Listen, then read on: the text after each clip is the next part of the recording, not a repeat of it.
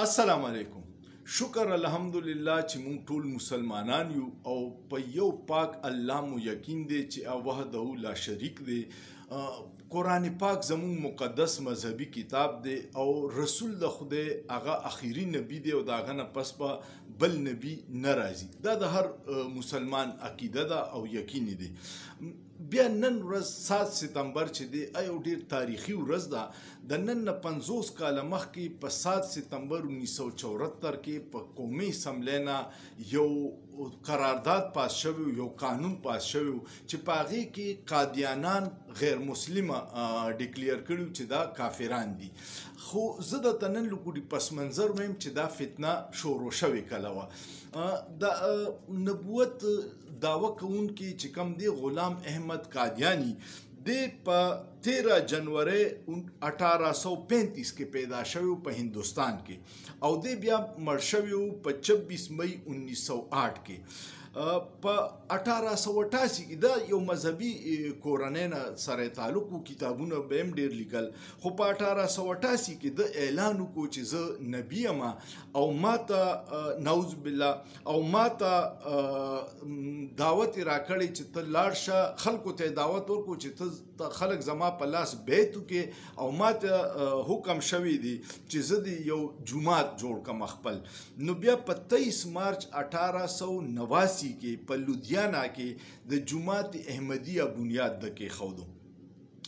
د دې خلاف ټول هندوستان کې علما چې هغه ډیر زیات د غصې اظهار وکړو او جدوجهد شروع شو چې دا خو د دعوه کړې د نبوت او زمون په مذهب کې زمون ایمان دی چې د رسول د خدای نه پس به بیا نبی نه راځي. سلسله روانه وه. په دې دوران کې قیام پاکستان هم شو. بیا خلکو جدوجهد کو. په 1953 کې دوی تحفظي تحریک ختم نبوت جوړ کو او هغوی هم ډېر جدوجهد کو. بیا به پکې احتجاجونه کول، بیا پکې ډېر علماو ته سزاګانې میلاو شوې. مولانا عبدالستار خان نیازی او مولانا خلیل احمد قادری ته پکې سزای موت سزا سناو شو او ډېر علماو او خلک پکې عاشقان رسول جیلونو کې لاړه. خو مسله کم ځای نه شروع شوه. په 22 مئی 1974 کې د ملتان میډیکل کالج، نشتر میډیکل کالج سټوډنټ په تفریحي دوره پیښور ته په ټرین کې تله. هغوی چې کله چناب نګر ته راورسېده نو دغلته په سټیشن چې ټرین ودرېدو نو قادیانانو هغوی له خپل لیټریچر ورکو چې لکه دا زمونږ دا نوی مذهب چې دی او د خپل پیغمبر صفتونو لیټریچر یې وله ورکو.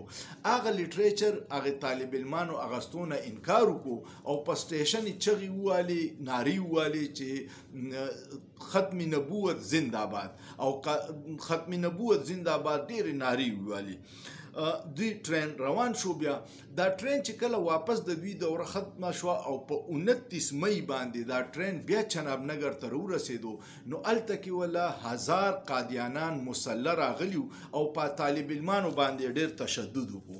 دغه تشدد کې 10 طالب علمان زخمیان شو او د دې خبر چې ټول ملک کې پیلاو شو نو په ټول ملک په علماو کې ډېر زیات تشویش اظهار او د غوزې اظهار وشو او هنګامې شروع شوې. بیا داسې چلو شو چې په اسمبلی کې علما هم ډېر زیات وو. مولانا شاه احمد نورانی، مولانا عبدالمصطفى ازهري، پروفیسر غفور احمد، مفتی محمود، مولانا عبدالحق او نوابزاده نصر الله خان دلی دا وکړو چې دوی وی چې یو قرارداد راولو د قادیانانو خلاف. نو 44 ممبرانو یو دستخط وکړو په قرارداد باندې چې دا قادیانان د اقلیت قرار کی، کافران د قرار کی، دا مسلمانان نه دي. بیا دا قرارداد چې پیش شو نو دا په 30 جون 1974 کې دا قرارداد پیش شو. بیا داسې چلو کو چې د ټولو اسمبلی نه کمیټي جوړه کړه او هغوی وی چې قادیانانو له موقع ورکو چې د هغوی موقف واورو. نو 2 کسان د هغوی راوغوښتل، یو مرزا ناصر او یو مرزا صدرالدین او هغه چې راوغوښتل نو په هغې وخت کې وزیر قانون یحیی بختیار هغه ته یې وویل چې ته په د جره وکړه، تپوسونه ترې وکړه او موږ به علما ورته وایي چې موږ به جوابونه درکوو. دا جره چې وشوه نو هغوی ناکامه شو چې خپل دغه یې ثابتولی شو او بیا په 7 سپتمبر 1974 کې هغه تاریخي ورځ وه چې په 4:35 باندې قرارداد پاس شو او قادیانان غیر مسلمه قرار کړه او عجیبه خبره ده چې په هغه ورځ هم هفتې ورځ او نن 50 کاله پس هم چې 7 سپتمبر دی نو د هفتې ورځ او مستقل دا مسله ختمه شو خو د انګریز یو پالیسی و هغه به وی چې ډیوایډ اینډ رول دا ډېر فرقې چې کله جوړ شوې دي نو دا د انګریز په بری صغیر کې په موجودګۍ کې جوړ شوې دي او د بری صغیر په موجودګۍ کې د انګریز په موجودګۍ کې دا پدیو چې هغه مسلمانانو کې تقسیم راوستو نو ډېر فرقې او ګروپونه جوړ کړیو خو دا پکې هیڅ چاته نه قابل قبول ځکه چې دوی پکې نبوت دعوه کړې و او دا خو مونږ منونه نو هر مسلمان په دې ورځ باندې ډېر خوشاله دی چې 50 کاله مخکې کم قانون د قومي اسمبلی نه پاس شوی او دا د ذوالفقار علي بوټو صاحب دورو او هغوی په وزیر اعظم او هغه اسمبلی دا قرارداد او بل پاس کړی چې قادیانان اقلیت دی غیر مسلم دي کافران دي امید لرم ستاسو به دا تاریخي ویډیو خوښ شوي کو ویډیو مو خوښه شوه نو کمنټ پیو کې لایک کې شیر کې او سوچ پیو کې په سوچ کې څه ګناه نشته